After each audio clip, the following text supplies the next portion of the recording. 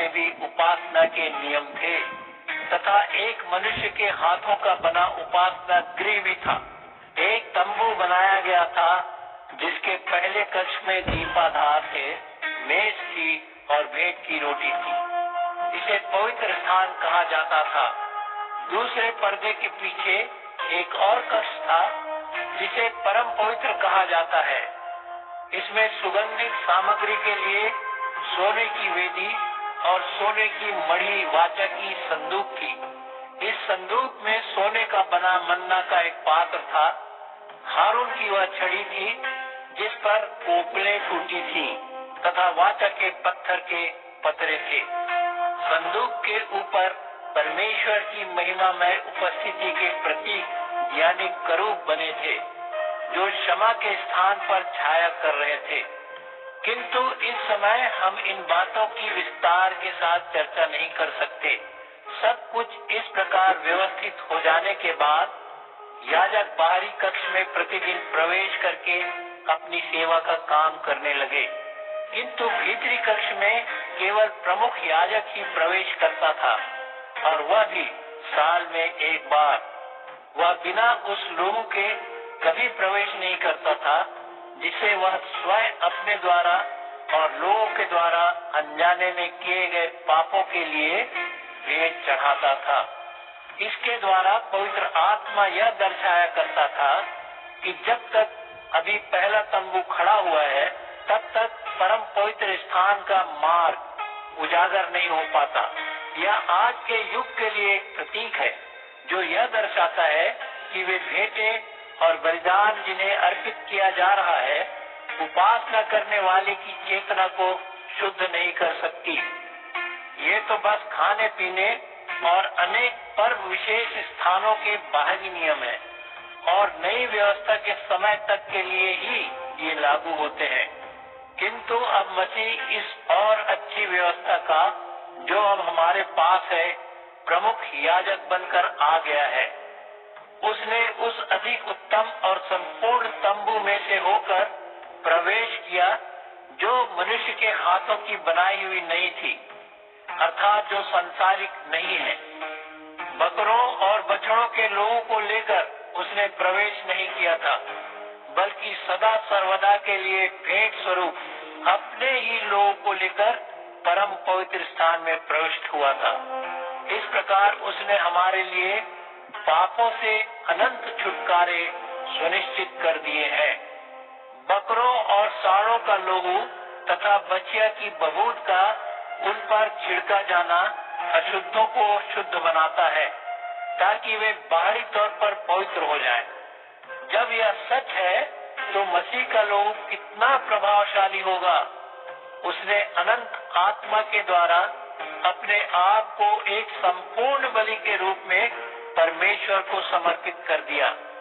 सो उसका लहू हमारी चेतना को उन कर्मों से छुटकारा दिलाएगा जो मृत्यु की ओर ले जाते हैं, ताकि हम सजीव परमेश्वर की सेवा कर सकें। इसी कारण से मसीह एक नए वाचा का मध्यस्थ बना ताकि जिन्हें बुलाया गया है वे उत्तराधिकार का अनंत आशीर्वाद पा सकें जिसकी परमेश्वर ने प्रतिज्ञा की थी। अब देखो, पहले वाचा के अधीन किए गए पापों से उन्हें मुक्त कराने के लिए फिरौती के रूप में वह अपने प्राण दे चुका है।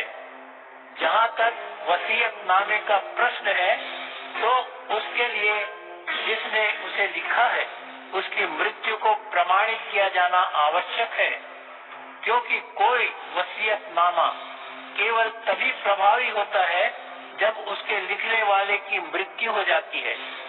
जब तक उसको लिखने वाला जीवित रहता है वह कभी प्रभावी नहीं होता। इसलिए पहली वाचा भी बिना एक मृत्यु और लोगों के गिराए कार्यान्वित नहीं किया गया। मूसा जब व्यवस्था के विधान के सभी आदेशों को सब लोगों को घोषणा कर चुका तो उसने जल के साथ बकरों और बछड़ों के लोगों को लाल ऊन और हिसप की टहनियों से चर्म पत्रों और सभी लोगों पर छिड़क दिया था। उसने कहा था, यह उस वाचा का लहू है परमेश्वर ने जिसके पालन की आज्ञा तुम्हें दी है। उसने इसी प्रकार तंबू और उपासना उत्सव में काम आने वाली हर वस्तु पर लहू छिड़का था। वास्तव में व्यवस्था चाहती है कि प्राय हर वस्तु को लहू से शुद्ध किया जाए और बिना लहू बहाए क्षमा है ही नहीं।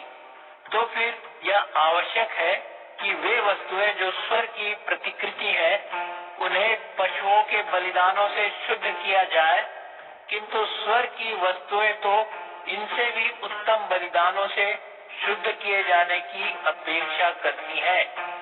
मसीह ने मनुष्य के हाथों के बने परम पवित्र स्थान में, जो सच्चे परम पवित्र स्थान की एक प्रतिकृति मात्र था, प्रवेश नहीं किया।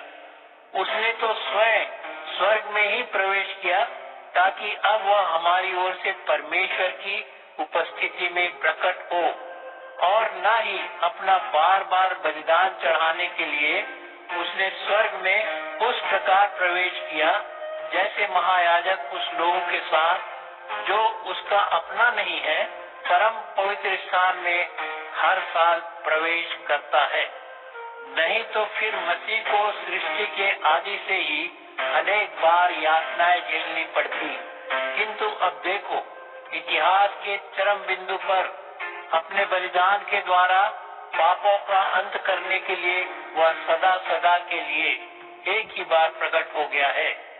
जैसे एक बार मरना और उसके बाद न्याय का सामना करना मनुष्य की नीति है, सो वैसे ही मसीह को एक ही बार अनेक व्यक्तियों के पापों को उठाने के लिए बलिदान कर दिया गया, और वह पापों को वहन करने के लिए नहीं बल्कि जो उसकी बाट जो रहे हैं उनके लिए उद्धार लाने को फिर दूसरी बार प्रकट होगा।